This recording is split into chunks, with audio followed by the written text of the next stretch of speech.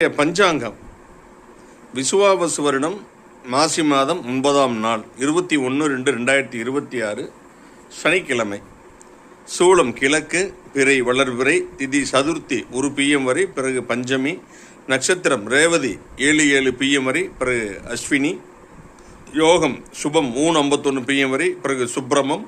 கரணம் 10:30 1 PM வரை, பிறகு பவம். ராகு காலம் 9 AM to 10:30 AM. குளிகை நேரம் 6 to 7:30. யமகண்டம் 1 to 3. அபிஜித் காலம் 11:59 to 12:46. நல்ல நேரம் 7:30 to 9:30, 8:30, 4:30 to 5:30. சந்திராஷ்டமம் பூரம் உத்திரம். இப்போ பார்த்தீங்கன்னா ராகு கேது ஒரு திருமணத்துக்கு பார்த்தீங்கன்னா ராகு கேது தோஷம் உள்ளவங்களுக்கு ராகு கேது இணைக்கணும்னு சொல்லுவாங்க. இன்னும் minus into minus plus, plus into plus plus, அந்த தத்துவம் தான்.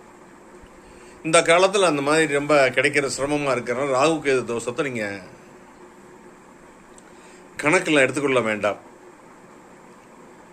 ராகு நின்ற நட்சத்திரத்தினுடைய ராகு கேது நின்ற நட்சத்திரத்தினுடைய அதிபதி 6, 8, 12 இல்லாமல் இருந்தாவே அது ராகு கேது தோஷம் இல்லை. இந்த மாதிரி நீங்கள் எடுத்துக்கலாம். அதே மாதிரி ராகு கேது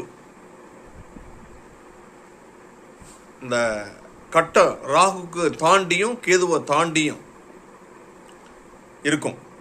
அந்த மாதிரி உள்ள அந்த ராகு கேதுக்கு வெளியில் உள்ளவங்க பிளானட்ஸோட கேரக்டர் அவங்களுக்கு சக்ஸஸ்ஃபுல்லாக இருக்காது. உதாரணம், ராகு கேதுக்கு வெளியில் சூரியன் இருந்ததுன்னா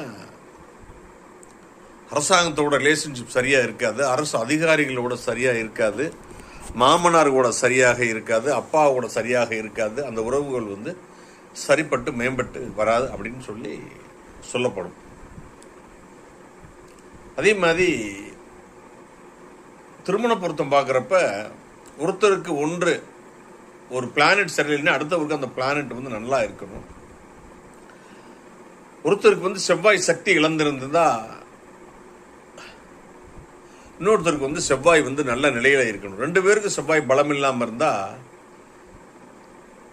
கணவன் மனைவி சண்டை சச்சரவு வரும், சொத்துக்கள் வீடு வாசல்லாம் வாங்க முடியாது.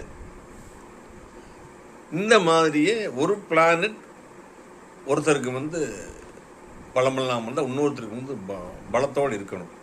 அப்போ தான் குடும்ப வாழ்க்கை சிறக்கும்.